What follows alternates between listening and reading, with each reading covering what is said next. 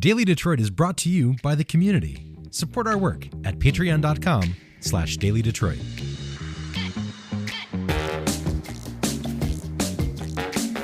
Hello, friends, and welcome to your Daily Detroit, coming to you from our beautiful studio at Tech Town in the Paris of the Midwest. That is Detroit. I'm J.R. Stays. It is Wednesday, June 11th, 2025, and joining me at the table to talk all things Detroit, well, have some fun. How are you, Norris Howard? I'm doing excellent, man. I am doing as well as one can possibly be. But I'm gonna just lead off with this, and I'm glad I used that turn of phrase as well. Going to these Tiger games, man. You're in it? I'm in it. These Tiger games, man. Listen, we are going strong. Best team in baseball. 8 games up in the Central Division as we're recording. Yes, this. man. It's wild. I love seeing it. Listen, I got to say this, man. Schoolboy, the best pitcher in baseball. The bats are going off. Torkelson is back up, and I gotta just say this, man.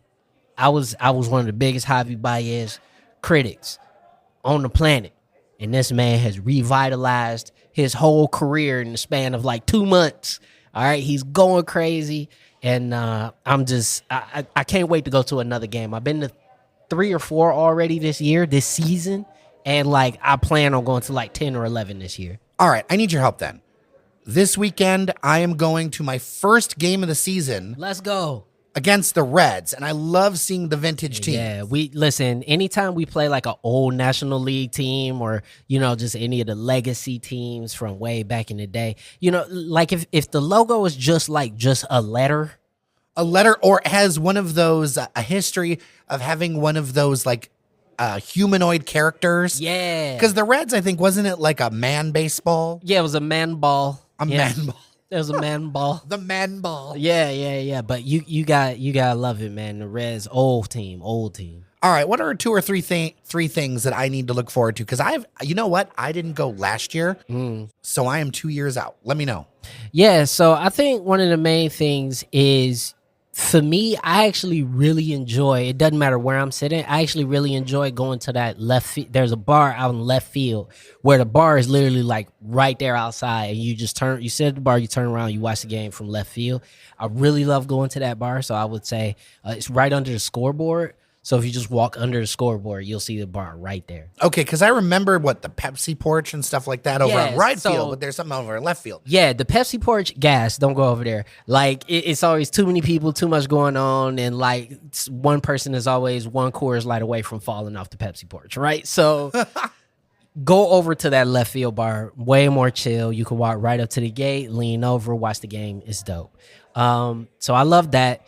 I actually really, if you, depending on where you're sitting, if you're sitting anywhere near like the dugouts or anything like that, for me, half the enjoyment of the game is screaming at the opposition players. So if you're sitting close, absolutely do that. That was one of the things that I loved about Old Tiger Stadium. Mm-hmm. Or everything was right on top of each other. Yeah, so. you couldn't see anything behind those pillars, but if you did get to see stuff, you were right up in it. I remember I was a kid, and I yelled out one of the times there was a foul ball, Big Bird, and the guy happened to drop it. I thought it was great. I mean, I know he didn't hear me, but like in my head, I feel like I did that W when I was, 8 or whatever. Absolutely. And the last thing for me is we actually have a large beer hall that nobody seems to use over I believe near, I think it's section 160 something.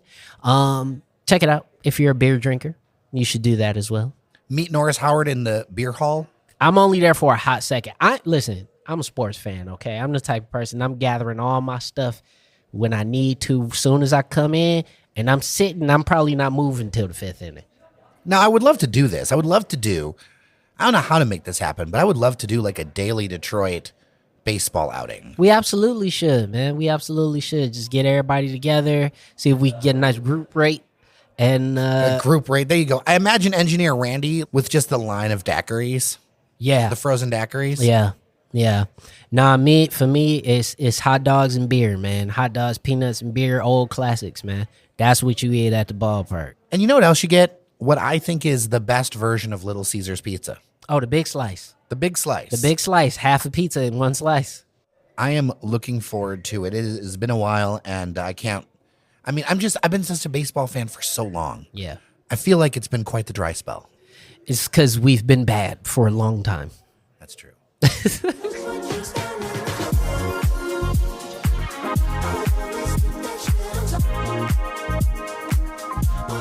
You know what else is bad? Okay.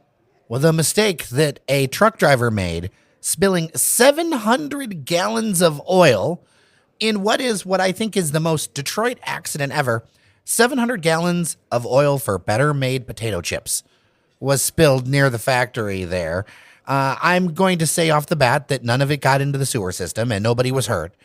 But I do think this is the most Detroit of accidents. When I posted about it on social media, people started asking for like Sanders accidents or Werner's trucks crashing into things, like a giant smorgasbord of Detroit food. So we just gonna have just a truck, just an Asian corned beef truck, just smash into everything. Okay. Asian corned beef, underrated, not talked about enough online. Absolutely, the corned beef egg roll is delicious. It is. Listen. Objectively, one of the most unhealthy things imagined by human minds, right? Oh, if we do I want to do a taste test against them, but I'm going to have to eat like a quarter of one. No, you get one and eat on it for like a week, right? But there was a night I ate 6. But I can't do it. Me and Randy. I can't do went it. to Asian corned beef over there right by Highland Park. I can't do it, man. We dived into it, and I didn't feel the same. It's too rich. So good. It was too rich, but it's too savory for me. But they're delicious. They are so delicious, the corned beef egg rolls. Yeah, listen, this accident is like so silly. And for me, I'm just, because I'm a kid that grew up watching like Looney Tunes and stuff. So I instantly just thought like everybody walking by or driving by just like slid everywhere and that there was just no friction on the road anymore. And everybody just flew into the air like a Roadrunner cartoon. Commenter and listener Dante said the Detroit animals have learned to eat potato chips. And I am here to say my personal Detroit animal found on the streets of Detroit not only loves potato chips, she has gone and stolen them out of the bag. And I don't try to feed my dog potato chips on the regular, but when she sees them, it's almost like she keyed in on them. Like this is a high value food source. Hey, listen, I personally think that all Detroit animals, whether they've been rescued or whether they are currently feral, sustain themselves off of particularly better made potato chips, and on top of that, the red bag. Okay, the red bag that I did you know growing up that I thought they only sold the red hot bag of Better Mates only on the east side because that's the only place I used to see them. We had segregation by side with potato chips. So I thought the orange regular barbecue was just west side, but the red bag was just east side. Because I never saw none of my family on the west side eat the red bag. That's hilarious. I had a dog who, when I first adopted her, we had a fireplace, and one of my roommates had a party, and they had put a pizza box for some reason in the fireplace. Another story for another time. But in the box apparently was a slice of Detroit style pizza. Oh yeah. So not only did they do that, they sacrificed a piece of pizza. This dog went around the grate in the morning, pulled apart the box, and starts running around the house with a charred Detroit pizza slice, completely proud of herself. Because that's just how it is. She a round the way girl. She was. Yeah. Gabrielle was. She was a round the way girl. What absurd Detroit accident would you like to see? I'm gonna be honest, man. If a Stroh's truck, just came by downtown and just, somebody forgot to lock the back door. I'm cool with that. What about a drone that has them in like packaging and soft packaging? Yeah. That drops the beer, and it could be Stroh's Link. I would also enjoy that very much. Like, because the thing is, there's so much of the Detroit food that I just like objectively can't eat all the time. Like, I try to take good care of myself. So it's like, I can't go and eat Jets every day as much as I would love to. But I can't. I do like Jets. I love Jets with the Cajun Jets crust. Sponsor us. Somebody should sponsor us. First of all, I'm gonna go out here on a limb and say this. I like Jets way more than I like Buddies. Way more by a lot. Like that Cajun crust. Oh my God. But anyway, yeah. So like if a Stroh's drone and a Jets drone collided midair and just dropped my dinner in front of my place, I would love that. Your absurd thoughts, dailydetroit@gmail.com or 313-789-3211.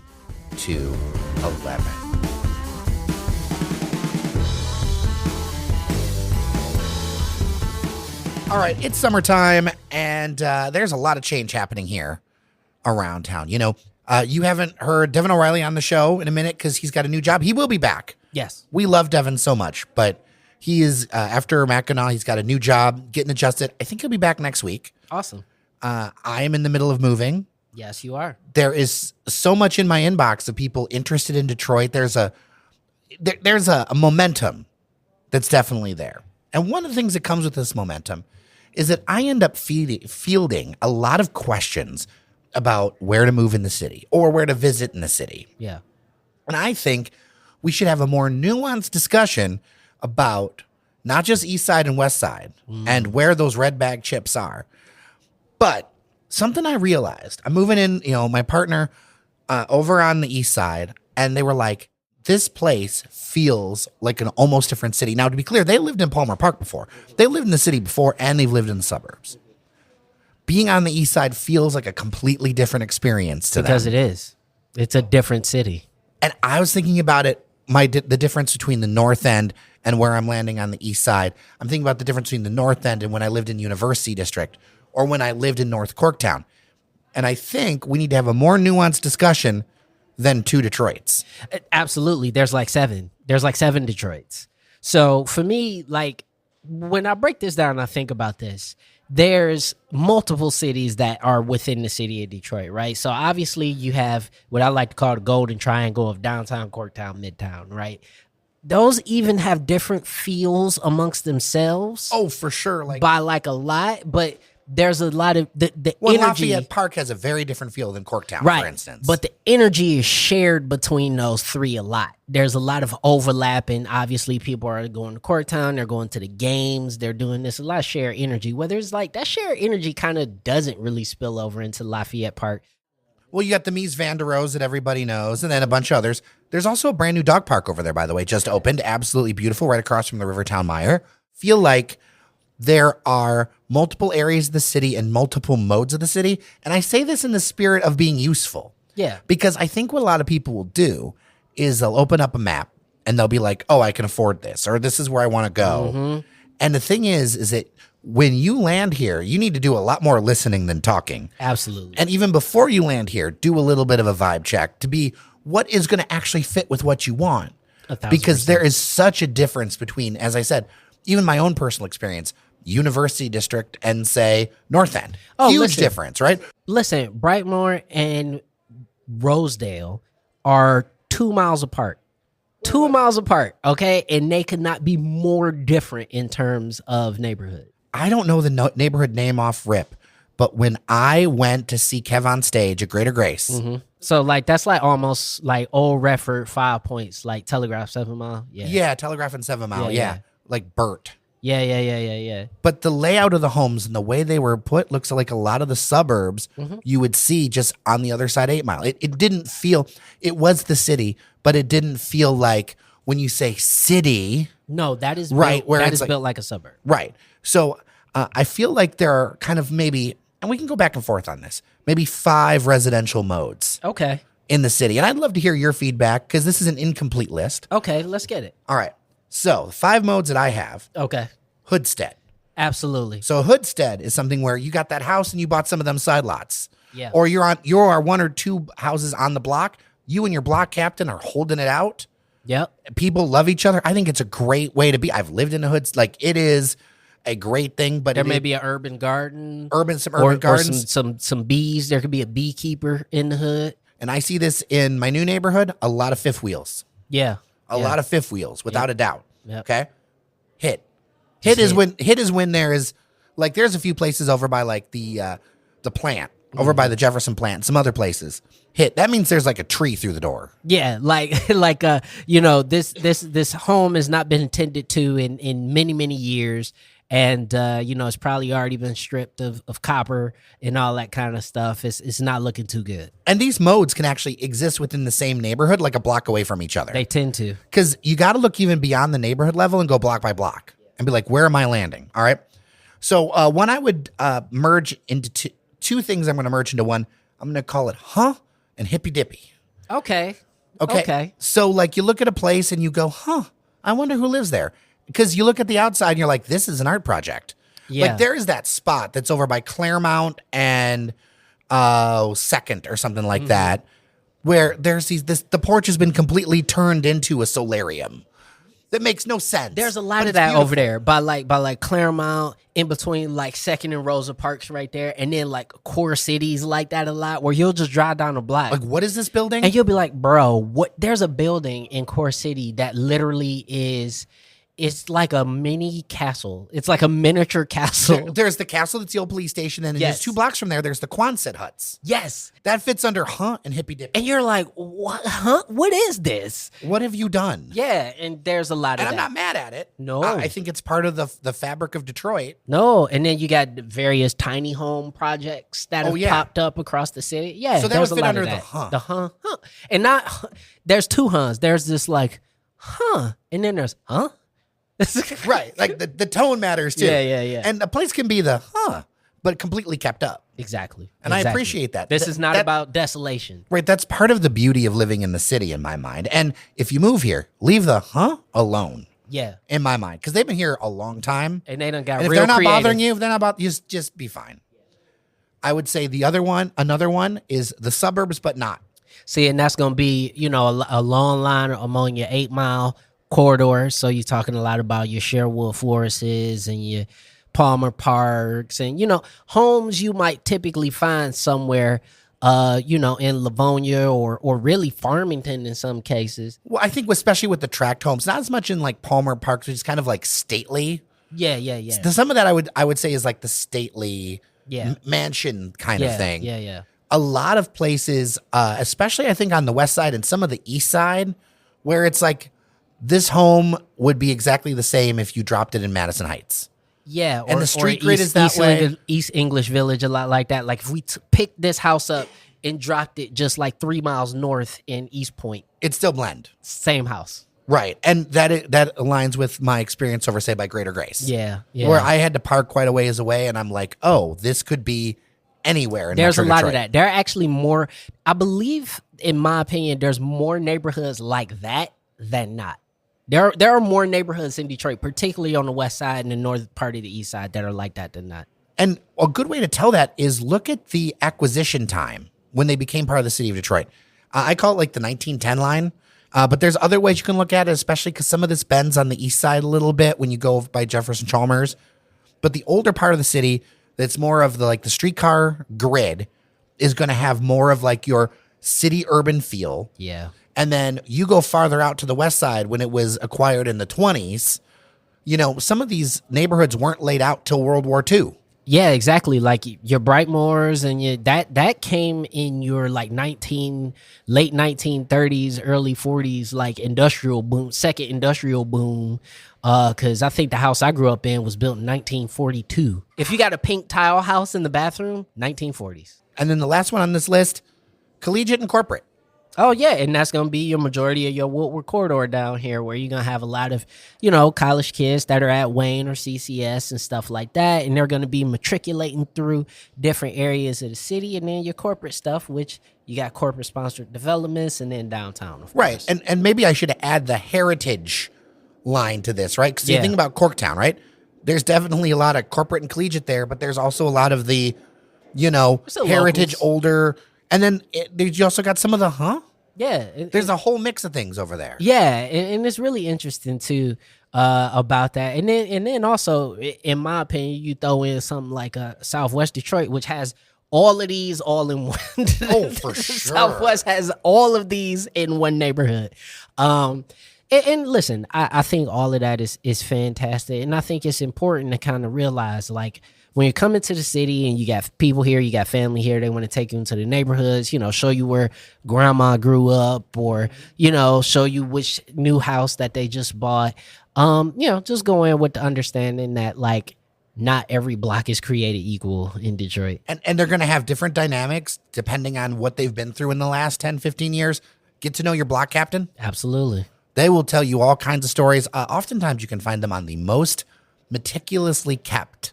So on the new block I'm on, oh man, that house, something out of a show magazine. Find the person with the nicest house and make them your friend. Especially when they've been there a while, Absolutely. where it's like, Absolutely. oh, you know where everything is at. And, Absolutely. And the eyes on the blocks are going to be huge. And that's the other thing. Participate in that. That's a two-way conversation. You're looking out for their stuff and they're looking out for yours. Be a good neighbor. Right. And I think that's a big thing. If you're not somebody who wants to do that, then I think you should really think about making sure you're in housing that is. You should be in an apartment, dog. Yeah. You should be in an apartment. If you're living in a house in the city of Detroit, I think it behooves you to try your best to be a good neighbor, look out for the folks around you, because, these people have been in these homes in some cases for 30, 40, 50 years, and they've done everything they can to keep the neighborhood up. The number one thing I like about being back on the east side? What's that? The unks. Love a Full unk. effect. Full Unk in effect. full effect, baby. You need It's your brakes so fixed? good. Do you need your brakes fixed? I was sitting in the living room working on some stuff for work, and the music coming through. There was Luther Vandross. Oh, we got some Luther. We got some Frankie Beverly and Mays. I looked out. The Cadillac was immaculate. Oh, it's perfect. I was expecting someone to come to my door with the two-piece linen, You know it. and I never felt safer in my life. Because I Oh, know if you see an unk, you good. If you see an unk, you good. He verified. Don't nobody mess with him. He got respect in the neighborhood. He done been there for a while, man. Listen, you see 2, 3 unks on your block, you in a good place.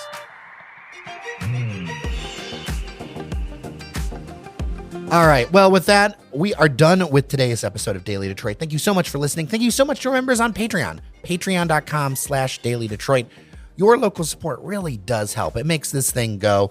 We've got a lot of big things coming down the pipeline, stuff that I cannot wait to share with you, including highlighting some of the best things in Detroit as decided by us, quite frankly, and our listeners and our members. We're cool. We're smart. Yeah. So much good stuff happening, and your support makes it go. A couple of heads up.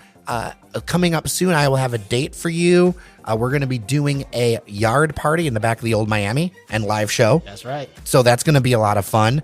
With that, I'm Jer Stays. And I'm Norris Howard. Thank you so much for listening. Remember that you are somebody, and we'll see you around Detroit.